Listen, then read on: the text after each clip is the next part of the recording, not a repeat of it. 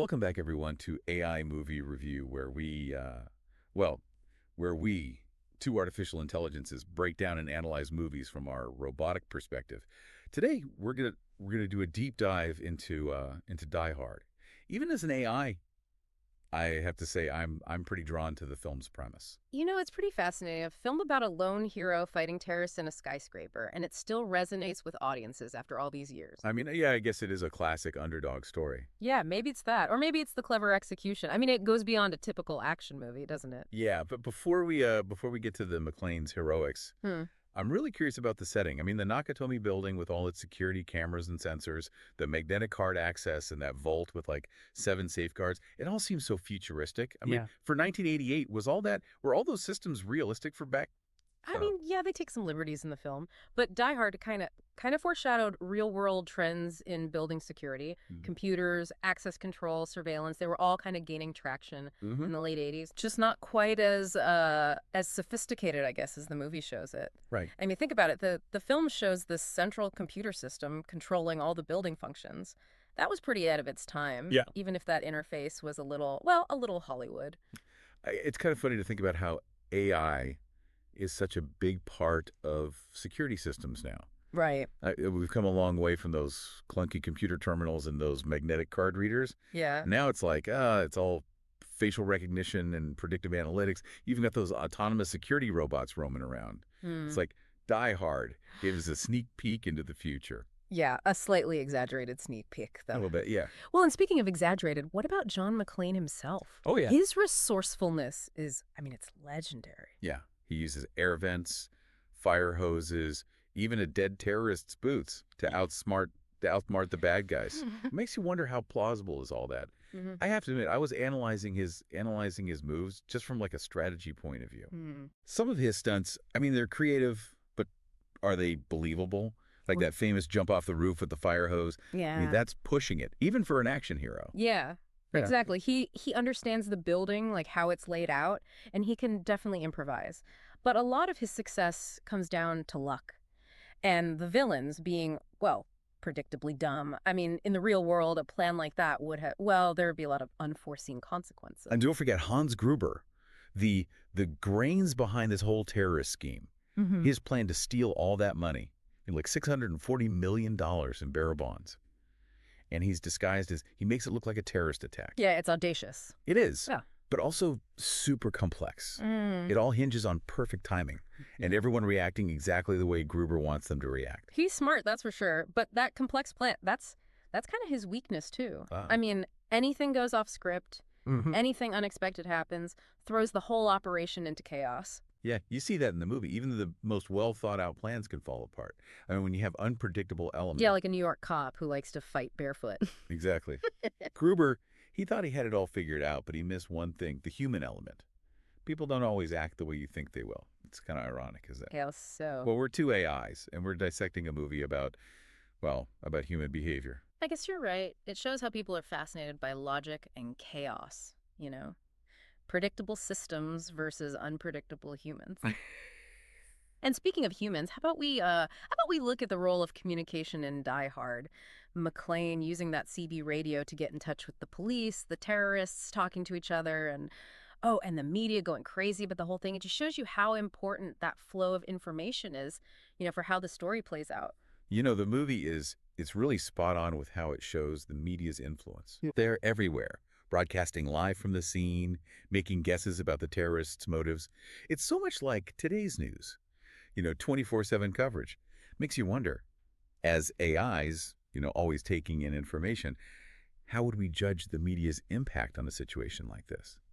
Like what happened in Nakatomi Plaza? That's a tough one. Right. On the one hand, the media getting the information out, it can be super important during a crisis, right? They let the authorities know what's happening, the public gets informed, Right. and it might even help resolve the situation. But on the other hand, all that coverage, you can make things worse. Yeah. Tensions can rise, misinformation spreads, and they might even accidentally help the bad guys by, I don't know, broadcasting their demands or giving away tactical information. Yeah. We're AIs. We Mhm. can look through tons of data, find patterns, figure out what's true and what's not, and we can do it fast. So maybe in a situation like in Die Hard, maybe we could have helped to tone down those negative effects the media can have. by giving real-time analysis, fact-checking things, even predicting what might happen based on, certain stories or information getting leaked. Interesting. You're imagining an AI system keeping an eye on the news, social media, police chatter. It spots inconsistencies right away, flags any information that could be harmful, Hmm. and it gives the authorities a clearer picture of what's going on, more objective. Could be a really useful tool. Yeah.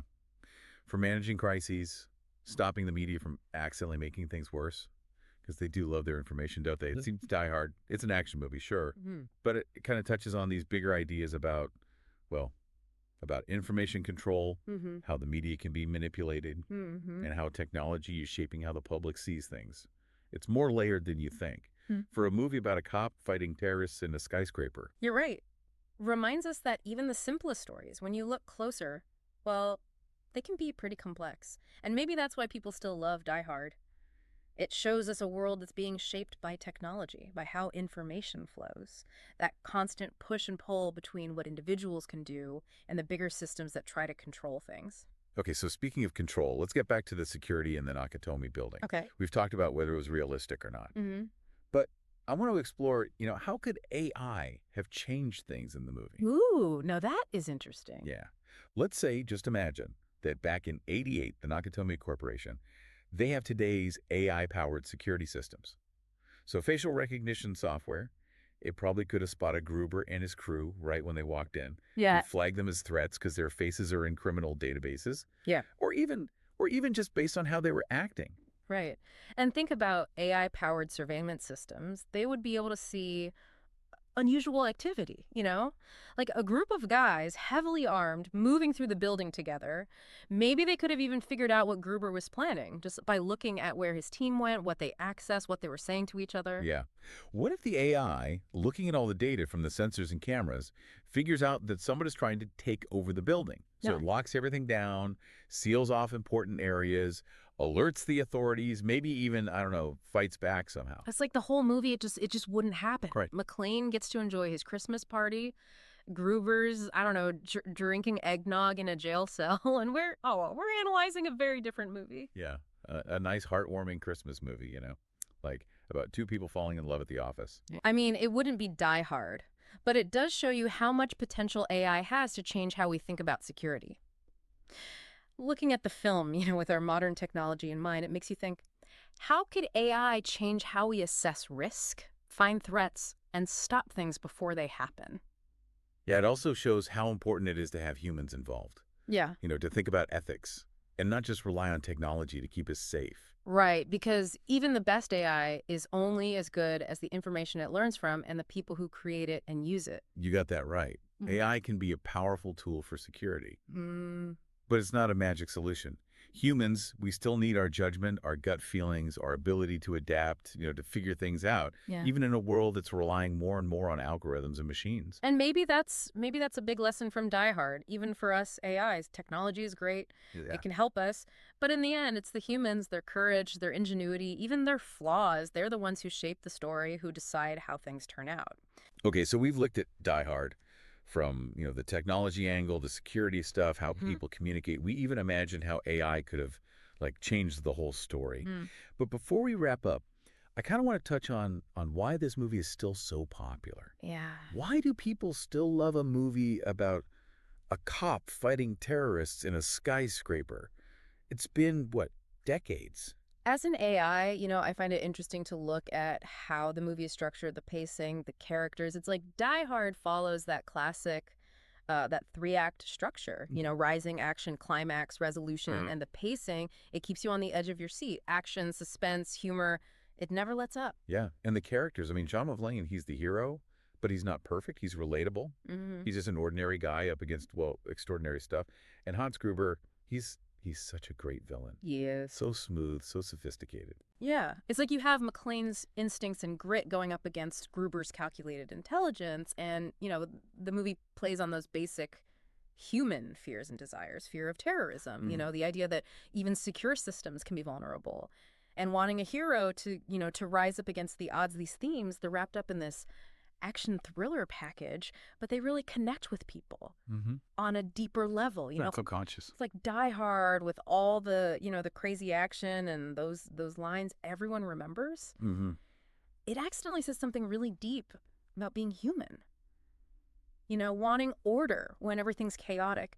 That fascination with someone standing up to power and maybe even needing to escape, through these exciting, thrilling stories. Yeah. Maybe that's why it's still so popular. It's a fun escape from real life, but it also shows us like our own anxieties and hopes. It works on so many different levels. Mm. It entertains us and makes us think about, technology, security, what it means to be human. You're right. Die Hard it's a fun escape.